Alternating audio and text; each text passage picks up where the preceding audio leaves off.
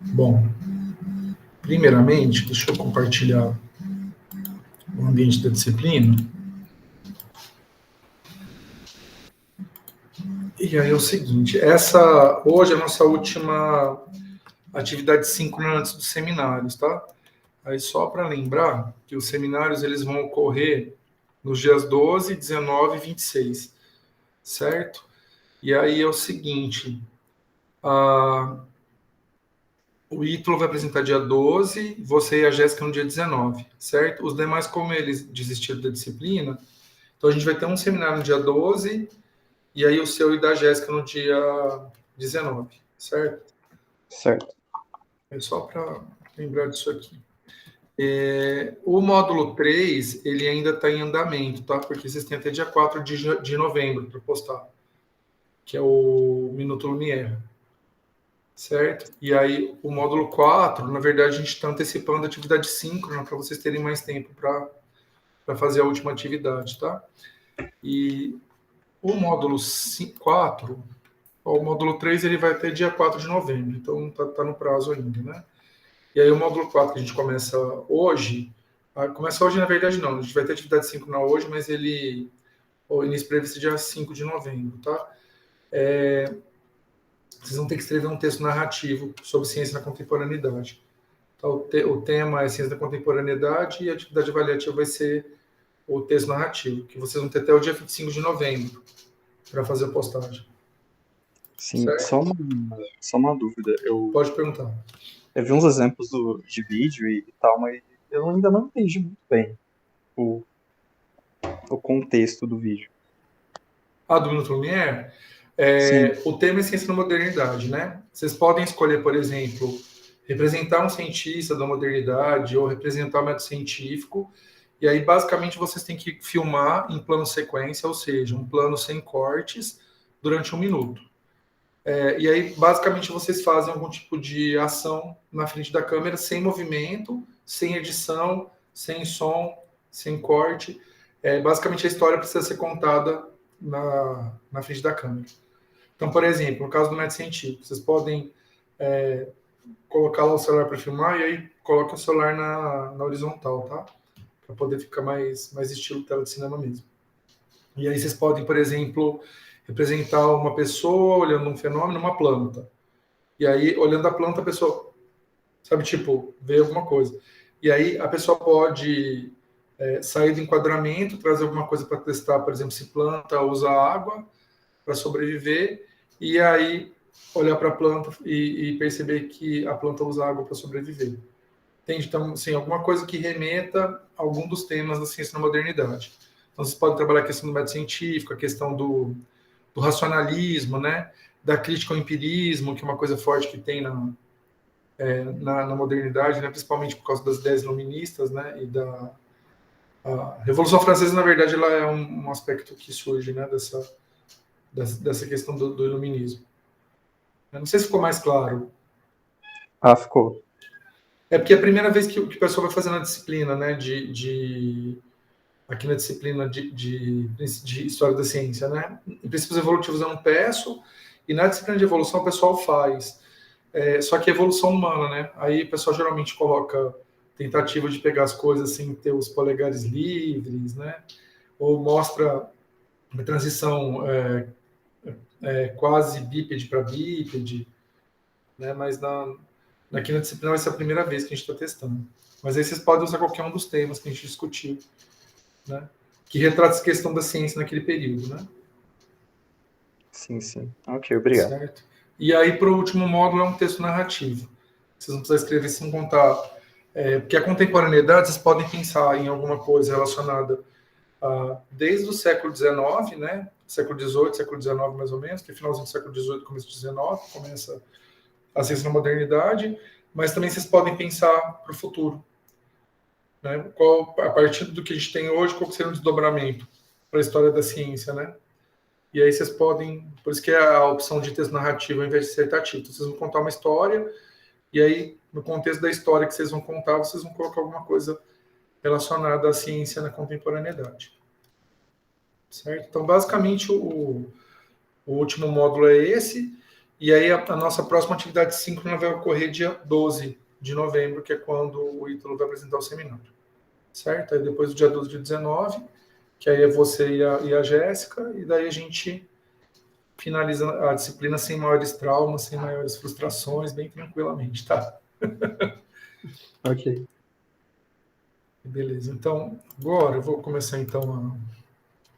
Deixa eu ver se eu já coloquei já. O slide que eu vou usar na aula de hoje eu disponibilizei hoje também, tá? Tá lá na... Ixi, abri errado. É isso. Bom, então, na aula de hoje, a gente vai discutir a ciência da contemporaneidade. E aí é uma questão, né? A gente pode chamar nosso tempo atual de contemporaneidade? Ou, na verdade, a gente tem um desdobramento da modernidade, né? E aí, pensando na perspectiva da ciência, né? Porque na perspectiva da arte, talvez a gente possa assumir que realmente a produção artística, ela atende uma perspectiva mais contemporânea. A gente vai discutir um pouco o que seria contemporâneo, né? E se a ciência atende essa perspectiva. Ou se a gente, na verdade, é como se fosse um upgrade da modernidade e não uma mudança, né, de perspectiva. Porque se a gente analisar aí o que a gente viu aqui nos períodos históricos, né, na antiguidade você tem uma forma de produzir conhecimento científico. Na Idade Média, essa forma ela é rejeitada e aí se assume uma outra forma.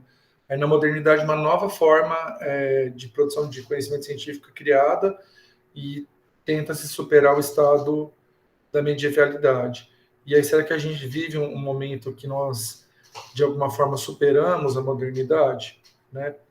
Pensando na perspectiva da ciência. É uma pergunta que a gente pode se colocar.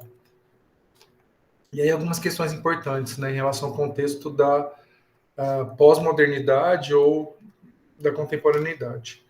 Eu, particularmente, me sinto mais confortável em chamar esse período que a gente vive de pós-modernidade.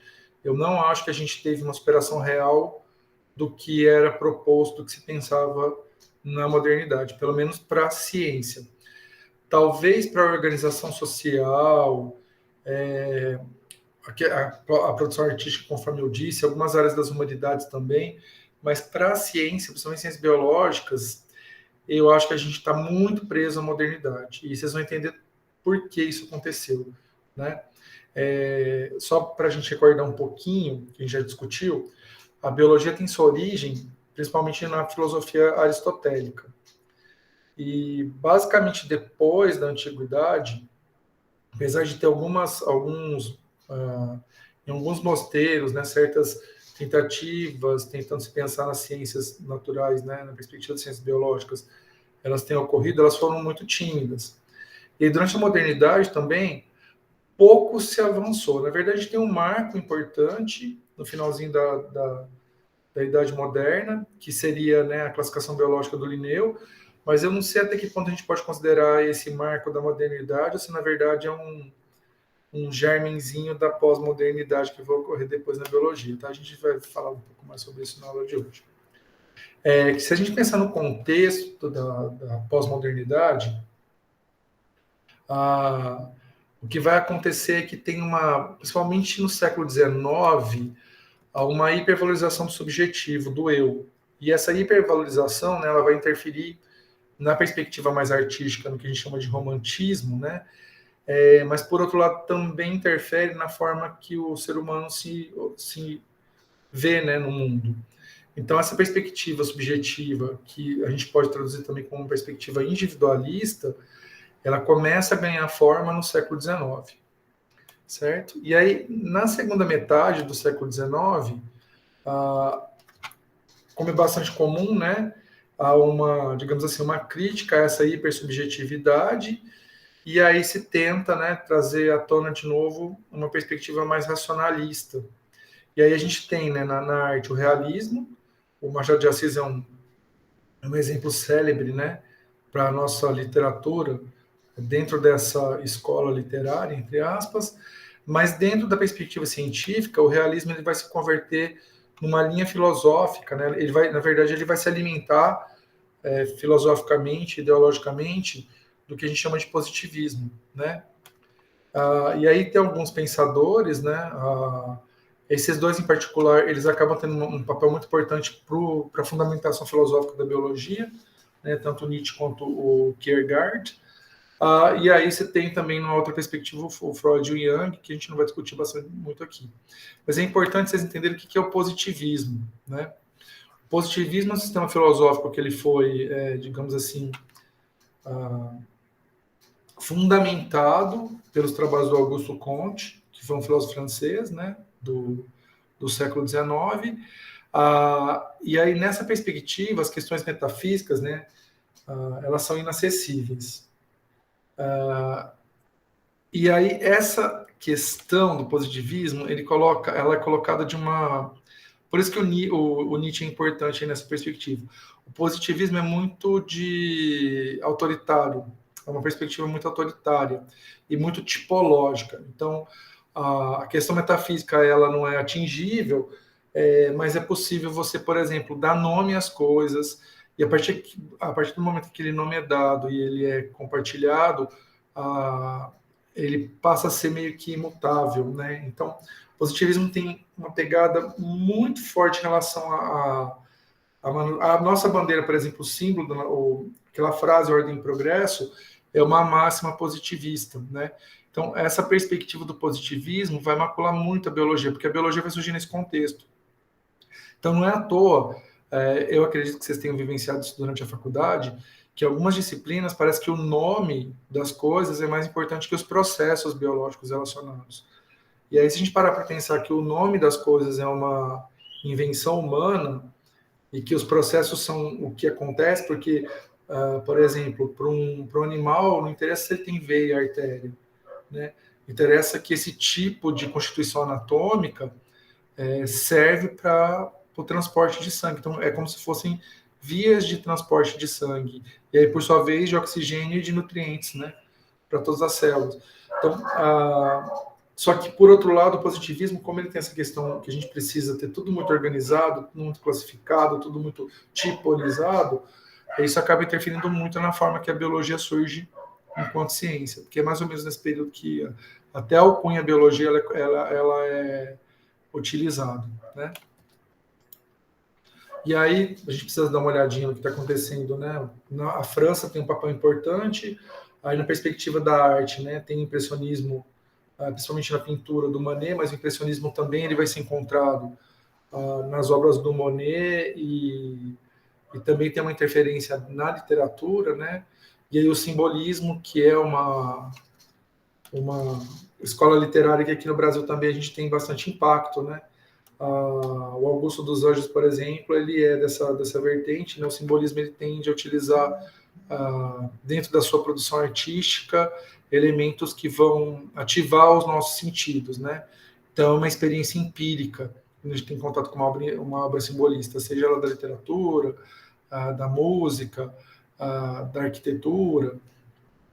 E aí aqui alguns nomes de autores, né, do simbolismo francês, né? Baudelaire, o Rimbaud, o Lautréamont e o Mallarmé, que são, no caso do Baudelaire e do Mallarmé, são escritores, né? E o Rimbaud e o Lautréamont são pintores. E são, na verdade, não só pintura, né? Porque eles têm outras produções artísticas que estão além da pintura. Mas, do ponto de vista científico, a gente tem essa interferência, não sei se vocês conseguem perceber. As artes, elas, ao mesmo tempo que você tem uma perspectiva positivista muito forte interferindo na forma da ciência se fazer, as artes parece que estão dando um passo para frente, né?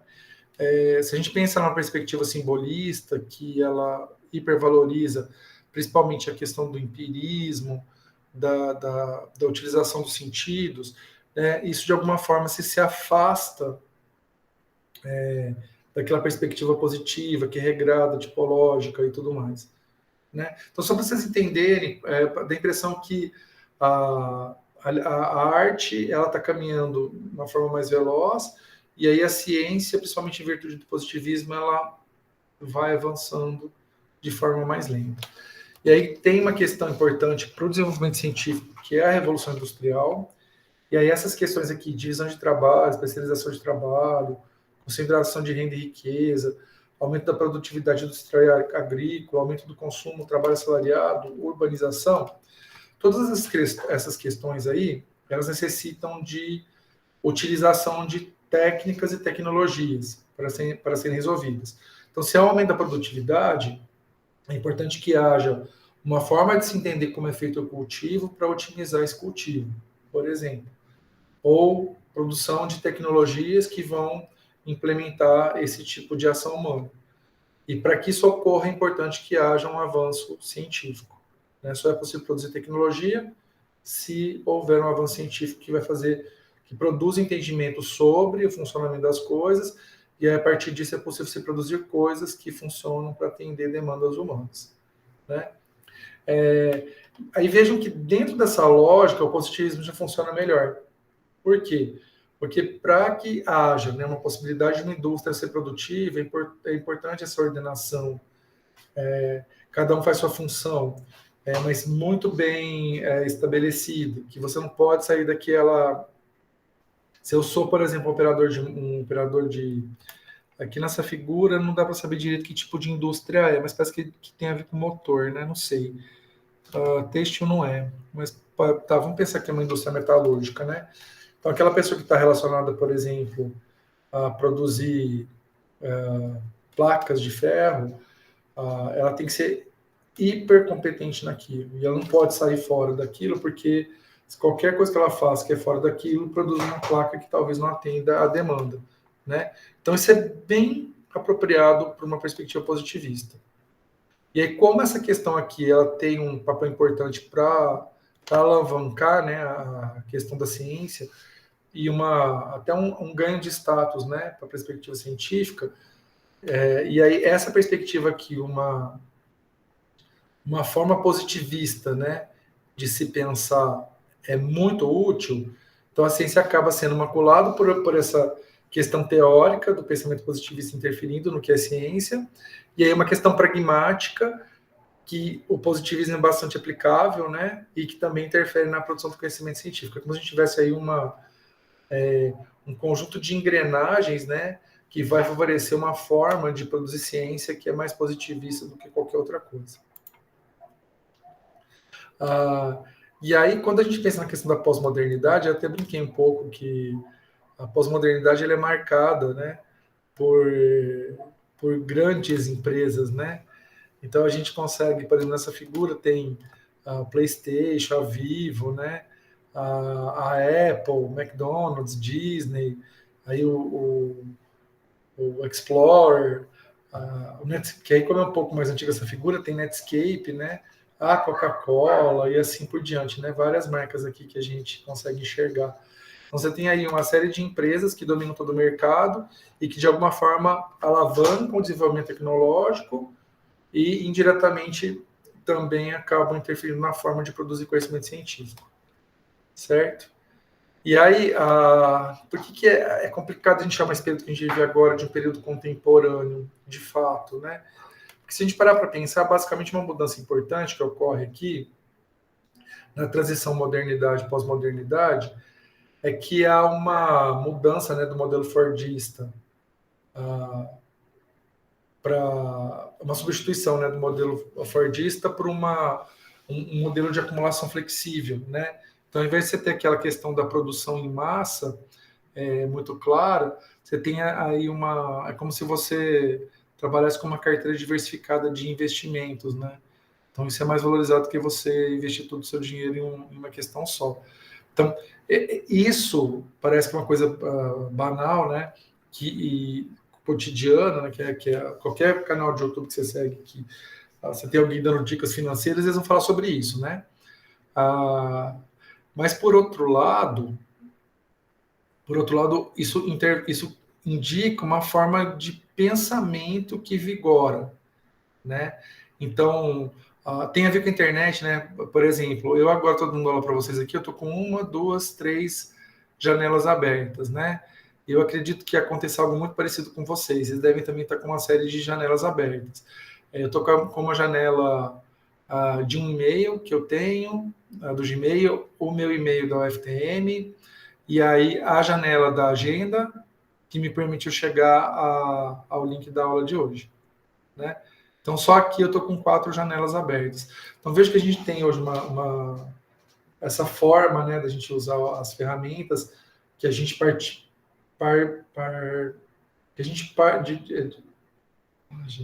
parciona, né? Na internet a gente acaba parcionando as coisas que a gente está vendo. Então, a gente meio que incorpora isso à nossa realidade, né? Então, essa forma de pensar mais parcionada, ela tem tudo a ver com o que a gente chama de modernidade, pós-modernidade. E aí, algumas questões são super importantes, são umas questões muito importantes para esse contexto, né, da pós-modernidade. Então, vejo que aquela questão da modernidade, né, que ela é chamada de subjetividade, que tem a ver com a questão do romantismo, ela hoje ela é como se ela tivesse transformado em algo que pode ser até certo ponto negativo, que é a individualidade. Então, as pessoas elas não pensam mais de forma subjetiva, elas pensam de forma individualista. Pensar subjetivo é eu tentar entender o mundo na minha perspectiva. Eu pensar de forma individualizada significa eu querer que o mundo seja da forma que eu penso. Consegui entender? Vejam que acaba sendo algo voltado para o eu, mas tem um eu que é muito mais contemplativo, que esse é o subjetivo, tem outro eu que é muito mais egocêntrico, que é esse eu da individualização. Entenderam isso? Essa mudança, né, dessa perspectiva da modernidade para a pós-modernidade, pelo menos para a questão do subjetivo e individualização? Sim. Né? Uma outra questão, isso a gente pode discutir por causa do país que a gente está, mas se a gente parar para pensar no contexto da modernidade, e mesmo no contexto do Brasil de poucos anos, né, dos anos 90 ou dos anos 80, há de fato uma liberação dos medos e preconceitos. Então, apesar dos preconceitos existirem, né, e aí, claro que quem é alvo do preconceito as pessoas que são alvo de preconceito, elas sentem medo, né? Óbvio. Você tem medo de fazer coisas que uma pessoa que não sofre preconceito não tem, né? Então, mesmo a gente estando num contexto que talvez isso tenha voltado de novo a ser uma questão importante, não significa que a maior parte das pessoas elas tenham esses preconceitos muito fortemente arraigados. Na verdade, existem alguns preconceitos que eles acabam sendo inconscientes, né?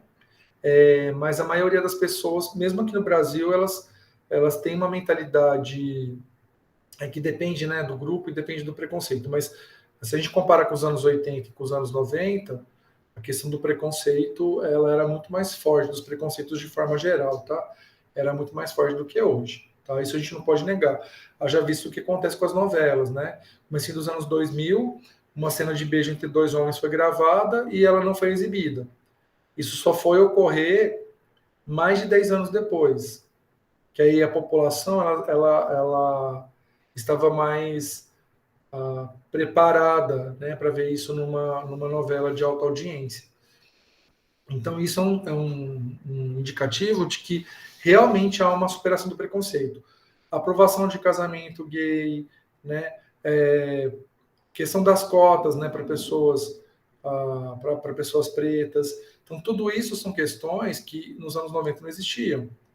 E aí passaram a existir a partir dos anos 2000. Então, há realmente, mesmo no Brasil, a gente tem que pensar que é um passo grande em relação a isso. Se a gente pensar no século XVIII, XVII, que é a questão da modernidade, então isso é um fato importante quando a gente pensa na pós-modernidade.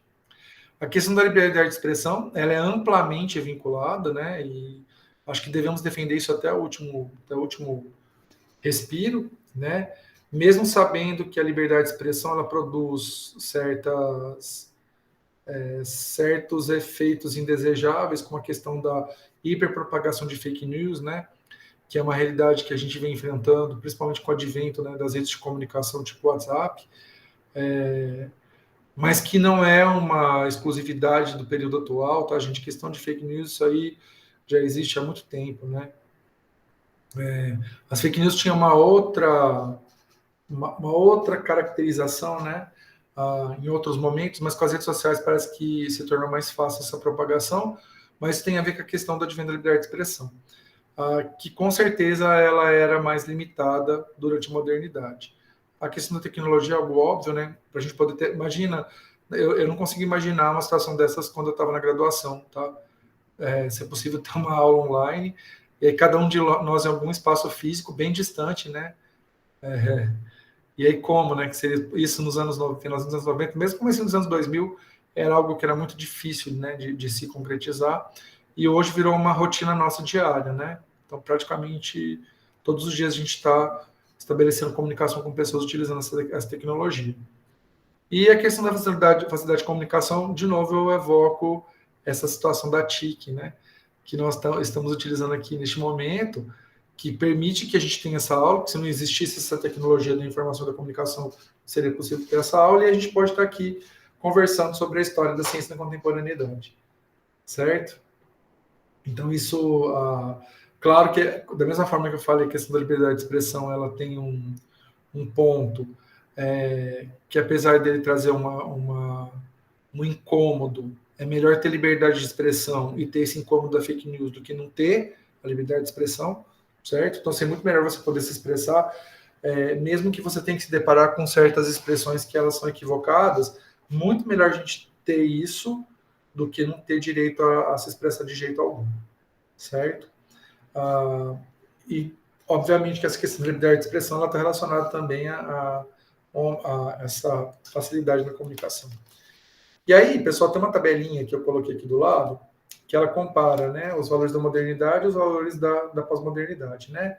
O absoluto é o valor importante da modernidade enquanto relativo é da pós-modernidade, a unidade de diversidade, objetivo, sujeito, esforço, prazer, passado, futuro, o presente, atual, né? A razão, o sentimento, a ética e a estética. Eu acho que a gente consegue todas essas questões aqui, né? Relatividade, diversidade, subjetividade, prazer, presente, sentimento, né? Quando eu fico pensando assim, a disponibilidade que a gente tem de canais no YouTube, né? E aí, se a gente pensa como que essas questões aí elas aparecem, né? Em diferentes canais, diferentes temas, né? Antes da aula, por exemplo, eu estava assistindo, eu gosto muito de uma série que chama American Horror Story.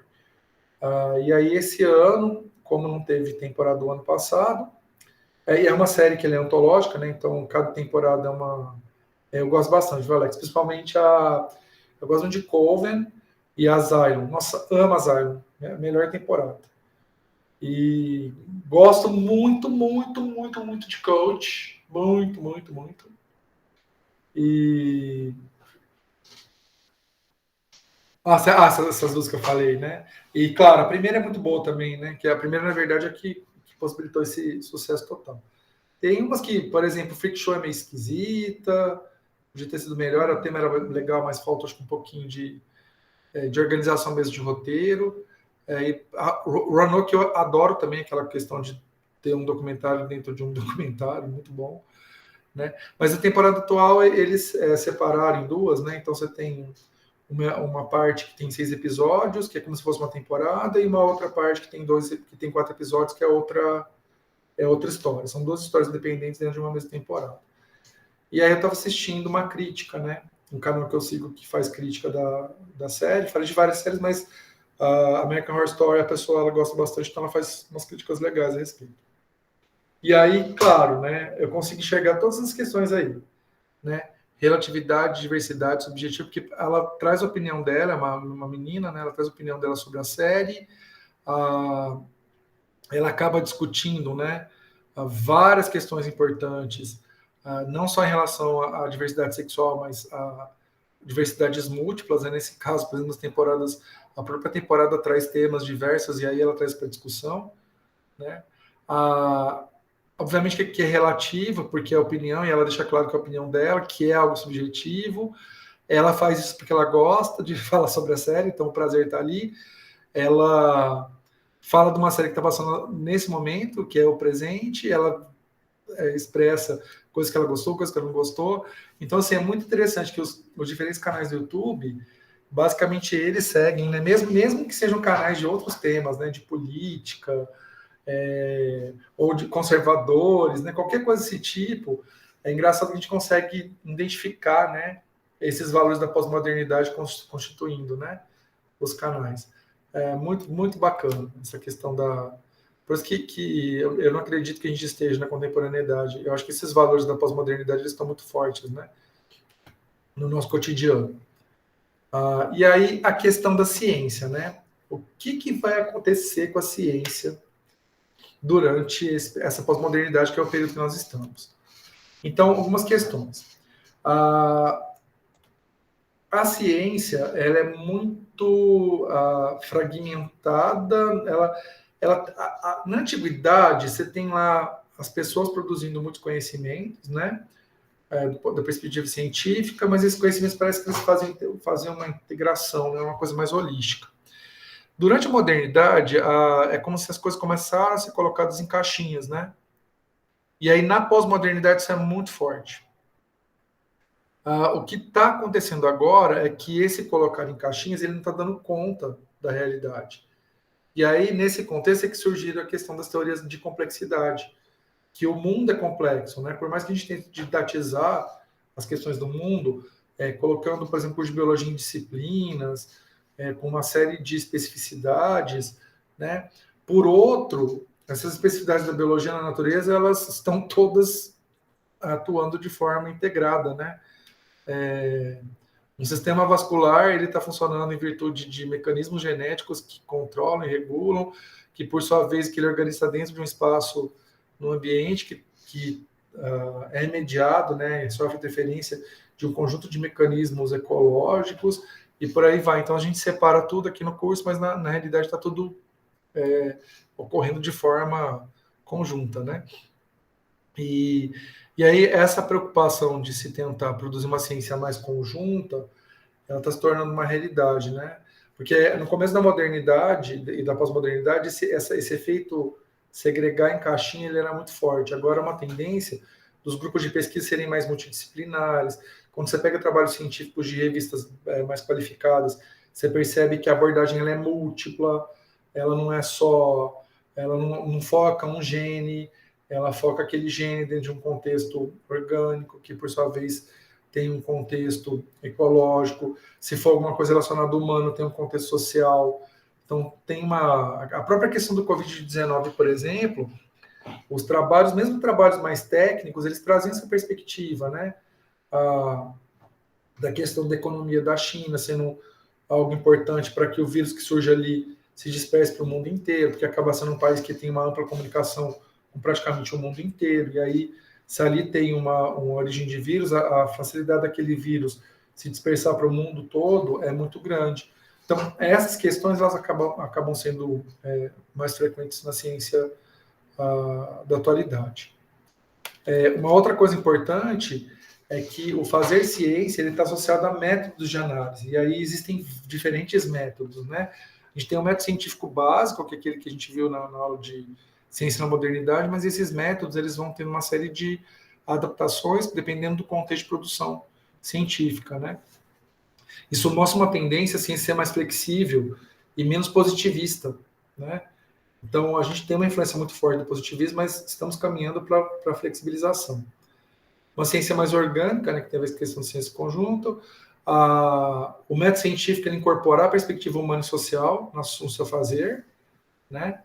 E aí pensando justamente nessa dicotomia, né, que o social impacta o conhecimento impacta o social. Então você tem aí um duplo feedback, né, do social para o conhecimento para o social. Então, como que isso não interfere no fazer científico, né? A ciência, né, ela tem uma tendência a se tornar mais acessível e popular, fora de caixinha de disciplinas e não hierárquicas, né? A questão do hierárquico é algumas ciências terem mais prestígio que outras, né? Então, hoje o que está acabando acontecendo é que está tudo ficando tudo dentro do mesmo grau de importância, né? A questão da acessibilidade, né? O próprio YouTube acaba sendo digamos assim, um canal importante, né? Existem vários canais de divulgação científica. A divulgação científica é algo que é muito valorizado hoje. Inclusive, quando a gente preenche o currículo Lattes, a gente precisa contar se o trabalho que a gente está fazendo ele é um trabalho que ajuda na divulgação da ciência, porque isso tem um impacto importante. Então, vejo que esse caminhar, né, que talvez aqui no Brasil esteja até um pouquinho mais lento do que em outras partes do mundo, né? É bem mais comum essa popularização, esse acesso, né, da população à ciência, mais aqui no Brasil. Tem algumas questões aí, que eu não vou discutir com vocês, que tem a ver com interesses de alguns grupos, né? É interessante que realmente a população ela não tem acesso à ciência, porque se a população tem acesso à ciência, a forma de pensar ciência, ela exige uma certa crítica, né? E eu não sei até que ponto seria interessante para alguns grupos que pretendem, não estou falando do estado atual da política, né? Mas os grupos que se mantêm no poder aqui no Brasil há muito tempo, né? Há muitas décadas. Seria interessante que a população em geral tenha acesso, né? E por outro lado, a população tendo acesso, em geral, tendo acesso à ciência, isso abre um espaço para que haja uma maior procura por pessoas que queiram ser cientistas, né? E tendo mais cientistas, é possível um implemento na produção tecnológica no país. Então, vejo que tem uma série de questões aí e aí, tendo implemento na produção tecnológica, o Brasil deixa de ter uma mega importância agrícola e passa a ser um país que tem importância de terceiro setor. E aí, imagina aqueles grupos que estão com esse poder econômico, né, do primeiro setor, que estão com esse poder desde a colonização, praticamente, né? Não estou falando que é os mesmos grupos, né, mas é o mesmo setor econômico que é a importância econômica no Brasil. Imagina se esse setor que acaba estando na mão de poucos, né, que essa que é a grande verdade, que são as pessoas que são donos de terras e tudo mais, né, são os conhecidos latifundiários. Imagina se essas pessoas, o conhecimento tecnológico ele passa a ser mais importante, então o Brasil se torna um exportador de royalties de tecnologia, e aí a questão econômica voltada para o setor primário perde importância. Esse grupo não vai ficar feliz, né? E, então, vocês terem uma ideia, por que a popularização da ciência talvez ela seja tão parcamente feita aqui no Brasil, né? Mas seria uma realidade da ciência atual. E aí, o estado de sonho, né? Que o pensamento científico ele se confunde com o senso comum, ou seja, o que as pessoas chamam de senso comum, na verdade, é um senso comum embasado numa autocrítica, numa sistematização, né? Você pensa que mundo legal que seria esse, um mundo que as pessoas elas olham para os fenômenos, né?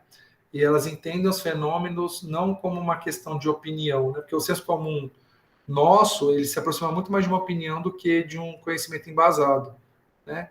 Imagina que, por exemplo, que seria incabível, mesmo no senso comum, a Terra plana, que seria incabível, mesmo no senso comum, a questão das vacinas produzindo autismo, né? Então vejam que tem umas questões de senso comum que elas dificultam, na verdade, o trabalho da ciência. E se o senso comum ele se aproximasse do conhecimento científico, ou seja, esse conhecimento que ele é compartilhado por um grupo, ele fosse um conhecimento crítico, pensado, refletido, aí esse tipo de dominações intelectuais que ocorrem aí, de terraplanistas e antivax, isso seria inviável de ocorrer, né? Mas essa seria a perspectiva da ciência na contemporaneidade, né? A gente não está nessa questão. Aqui, pessoal, eu vou pular essa parte, porque aí a questão, a gente já discutiu bastante a questão do século XIX, do século XX, XXI, né?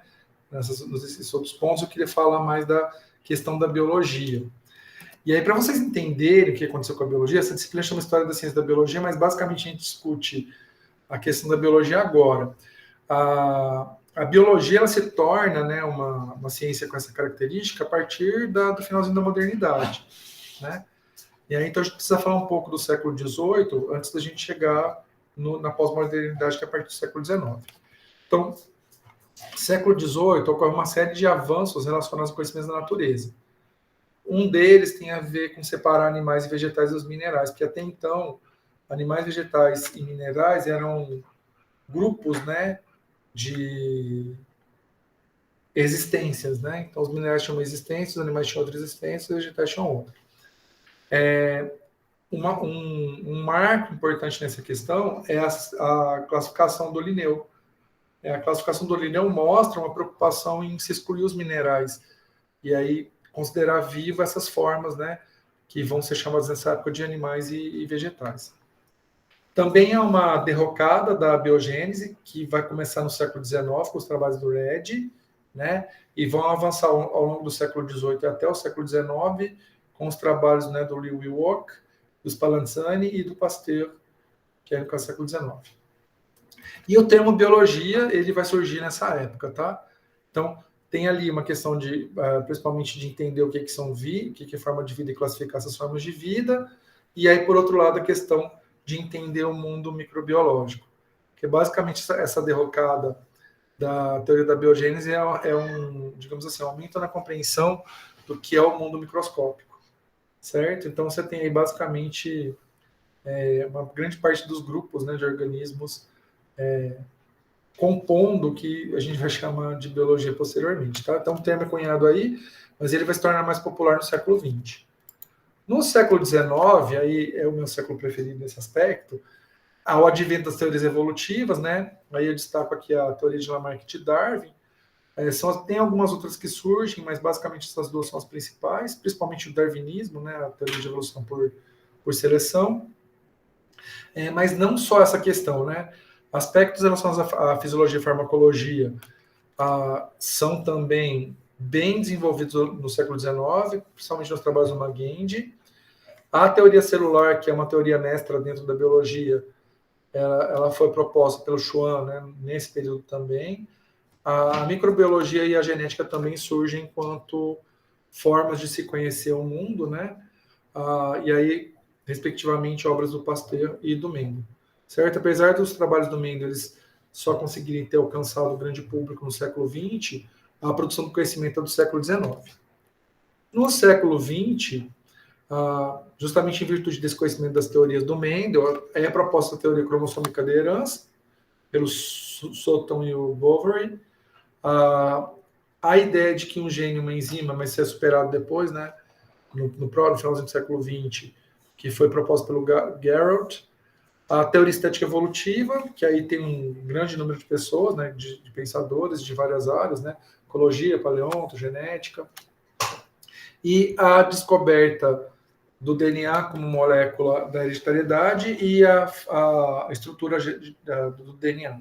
Esses são os grandes achados do século XX para a biologia. E no século XXI, a gente tem aí o sequenciamento do genoma humano. Outros genomas tinham sido sequenciados, mas o genoma humano foi o primeiro genoma de grande cobertura, né, que foi sequenciado. E aí uma série de questões que, por exemplo, aquela questão de um gene e uma enzima, ela vai ser superada principalmente com a questão do sequenciamento do genoma humano, porque se propunha que o nosso genoma ele tinha um número proporcional de genes ao de proteínas, né? E são conhecidas mais de 1,5 milhão de proteínas, e aí com o sequenciamento do genoma a gente descobriu que tem cerca de 20 mil genes, né? E aí como é possível, a partir de 20 mil genes, existirem 1,5 milhão de proteínas? Só é possível isso acontecer se a partir de um gene for possível a produção de mais de uma proteína.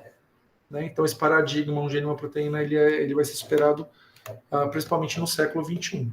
No final do século XX também já começa, tá? E no século XXI isso é superado.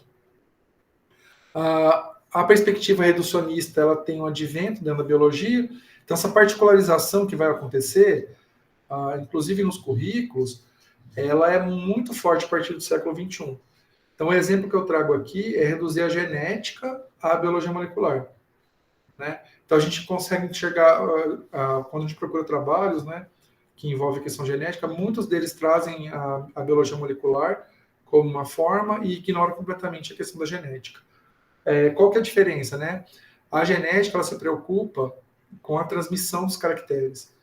E a biologia molecular ela está muito mais preocupada com a estrutura do material genético e nem tanto com a transmissão deles, né? Então você tem aí esse reducionismo é como se a gente reduzisse, né, o olhar. Então a gente sai de um processo e vai para uma molécula, certo? E aí, meninos, o que eu queria discutir com vocês da ciência na pós-modernidade e contemporaneidade, né? Nessas divagações que eu fiz aqui com vocês, era basicamente isso. Aí, se vocês quiserem fazer algum tipo de comentário, dividir o macro do micro, exatamente, Alex. É literalmente você deixar de ver o macro. Deixar de ver o macro. Por exemplo, colocar uma molécula com uma importância maior do que um organismo num contexto ecológico. Certo? Está tendo uma mudança de paradigma de novo, né? Felizmente. Então, há uma preocupação, na verdade, se tem dessas moléculas e qual o significado delas em contextos, né? Para além da molécula, que seja no contexto celular, pelo menos, que isso indica uma volta para a perspectiva mais macro e a micro para entender a macro e não a micro por ela própria, né? E é tão interessante isso, né? Se a gente parar para pensar e se olhar para o micro, é a mesma coisa da gente olhar para o individual, né? A gente coloca o individual como mais importante, a gente está esquecendo que aquele ser, ele faz parte de um coletivo, né? E aí, quando o olhar é só para ele próprio, eles perdem de vista o coletivo. É a mesma coisa, né? Engraçado que isso, da nossa vida cotidiana, a gente consegue enxergar isso na produção de conhecimento científico.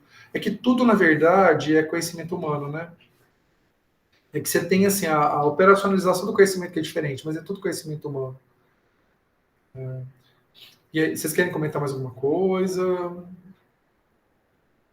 Tem alguma dúvida? Aí eu tô tranquilo. Tranquilo também, Ítalo? Bom, ministro, então a gente encerra a nossa última atividade síncrona com conteúdo, né? Que aí as próximas vão ser os seminários. Aí só lembrando, Ítalo, que o teu vai ser dia 12 de novembro. Se tiver alguma dúvida do artigo e tudo mais, você pode mandar WhatsApp, tá, e-mail, como você se sentir mais confortável.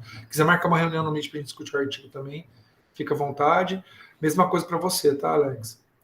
Só que o teu é dia 19. Beleza? E aí, pode falar, Alex.